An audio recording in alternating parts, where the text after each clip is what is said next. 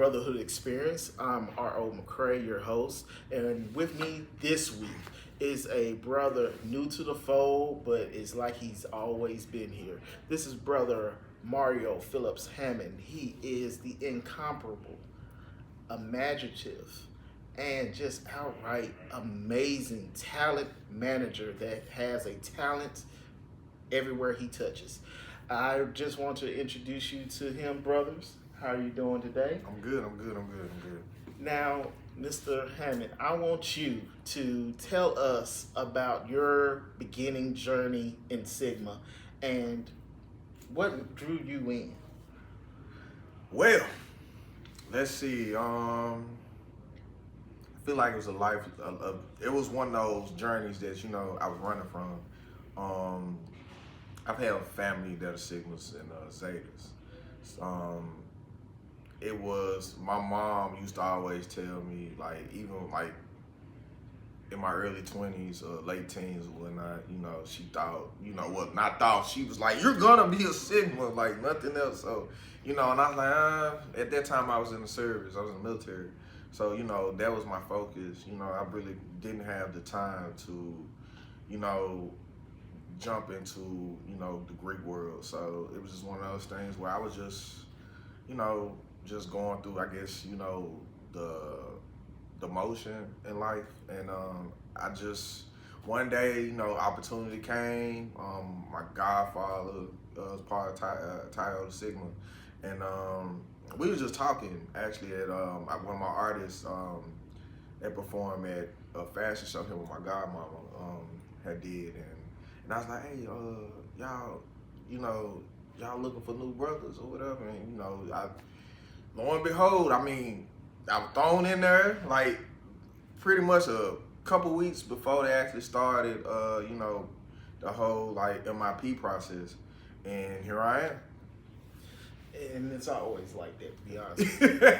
It's once a Sigma finds a brother that has one interest and he asks at one time, he gonna pull you in and then you gonna fall in love with it. Yeah. How you love it is up to you, yeah, but you're gonna fall in love. Now, speaking of him just saying, come on, what are some other things about Sigma that just really stick out to just you? As far as service, whatever. Service. So I'm a member of Bigger, Better Business and Social Service. And I'm not gonna lie, I know the brothers might beat me up because, I've been busy and whatnot, but those are two things that really, like brotherhood, scholarship service, those, all three actually jump in, but service is one of those as well as brotherhood. I'll say this, being a brother has given me purpose in a way that I did not have before. I'll say I always relate to the military, right? One of the things about being in the military, you serve your country, the people you're deploying with, the people you're in the unit with or whatnot, they become like brothers and sisters to you. So, when I got out the military, I will say that, there was that part of me that was missing, just the whole camaraderie. And I can say being a part of Phi Beta Sigma, it's a lot of camaraderie. Is it perfect? No, nothing's perfect, right? But it's just one of those things where, I want to say you accept the good and the bad, right? Life is like that. So with the good, it's great. With the bad, what's so funny? The bad ain't really bad. It's just you might misunderstand, right? Yeah, something that's not on. You see it as, that's not important. We need to focus on this. But that's what's important. It's kind of like when we be at the chapter meetings and we have those. Yes. We have those yes, days I'm when looking people, at y'all. Yes. when people start asking questions and you it'd be good questions, but it would be it just get drawn down and then you kind of lose focus of the meeting itself because we ask a question and it's just why are we asking these questions? But it'd be minimal to some, and then the others would be yeah, that makes a good point. So it's just like, I mean, it is what it is. I mean, that's, when you in a, everyone has questions, they have concerns, and you gotta speak on that. One thing I do believe, no question is a dumb question. So yes, yeah, which is true, yeah. and I totally agree. Some of the questions do need to be asked. It's just find the right time, and yes, and sometimes you just want to get to the meat of it, and then sometimes you just want to get a full understanding, which is understandable. Yeah. Trust me, they've been doing that since the beginning. I mean, that's anything, though, I promise you. But I just find it interesting when you and your line brothers came in. Band of Brothers, shout out B.O.B. Yes, y'all came in and it was just nonstop, got to the boots to the ground, pretty much. It was just nonstop. We doing this. You said we gotta have this. You guys. When I came in at the collegiate level. Mm-hmm. So literally, it was like, pay your money, MIP. Here's your stuff. Be a Sigma. With you guys, I saw the structure and order that I wish I had.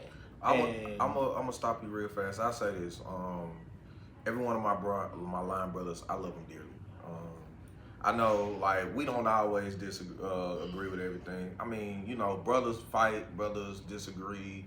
I even say, me as a brother, I got fussed at about, my lack of, parents at chapter meetings. Especially like, cause I do talents management, which means that it caused me to be on the road, busy all the time with doing shows, and sometimes like chapter meetings and different events or whatever that's going on keeps me from being involved at certain points. And it was like, having to communicate. Like, I'm not the best communicator. I'm not gonna lie to you. I'm not. I something I know I could definitely work on. I've always, and it's funny now, with Brotherhood, I always was a loner. So I never really understood, and anyone to tell you, like, I've always been a loner. Even when I was in the military, I was a loner. Now, being a part of this, it's like, constantly, it's like, letting the ego go, you know what I'm saying? And being like, hey, just tell people what's going on, let them know what's going on, however, whatever, they have questions. And that's something that I've had to learn with, being a part of Phi Beta Sigma, which I'm happy for. But, one thing we do, it's just about, being the example as a line, and just, being involved as much as possible as a line, and just having that, like, even like us, we do stuff together, even outside of Sigma. Exactly. We have our line brothers have birthday parties. We support them, or they have things going on, things like that, and we show up. So I think that's one of the things that we have done and established as a line to really, yeah. And I'm in total agreement, because literally coming into the fraternity, coming in with your line brothers, that bond. Yeah. Someone is on every line. Someone has something they have to take care of. Yeah. At different times. You're not gonna make everything, but as long as, and even if you're not, I'm not a communicator. I'm not neither. It's just, Reginald, we gotta do this. I got it. You ain't got. I got it. I ain't having a car. Yeah. I ain't gonna tell you until what age, but I never had a car in undergraduate. So I managed to be at places that people with cars still couldn't be there. Was by bus, girlfriend, mama, whatever, I was there. And so with my experience, you won't be able to make everything. But just being there with your brothers, or having that brother that, no, he's not good at communication, but I need to check on him. That check. And that's what's going to always come down to. Now, speaking of your role, talent manager. I wish I had that talent. But what goes into your mind when you're looking at new talent or judging someone's abilities? So, a little bit about me. I've been around music since I was a kid. I actually used to sing in talent shows in the Memphis area since I was